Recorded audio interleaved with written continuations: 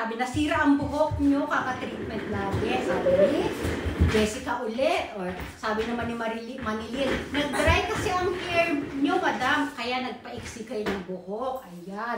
Yung hair ko naman dati, hindi naman siya ganun ka-dry. Kasi lagi naman akong regular na mga pagpapatreatment. Kaya okay naman, wala naman siyang problema. Tapos sabi mo ni Jessa, tinatamad ka na kasi magsuklay, madam, kaya ka nagpa-short hair. Totoo po, lagi akong tinatamad magsuklay. Tapos, kasi madami ng split ends, madam. About split ends, wala naman po tayo masyadong split ends sa hair. Kasi kagaya sinabi ko, regular naman tayo treatment. Yan.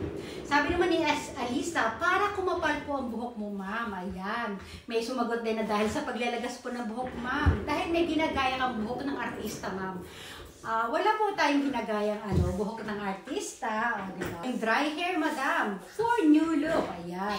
Naaalibad-barang ka na sa hair mo. Ito, mga sagot ito ha. Iniisa-isa ko lang yung mga ha. Sabi naman ni Manong Sutil, mas madali lagyan ng wig. Dapat sana nagpakalbo ka na lang para sure, sabi ni Manong Sutil.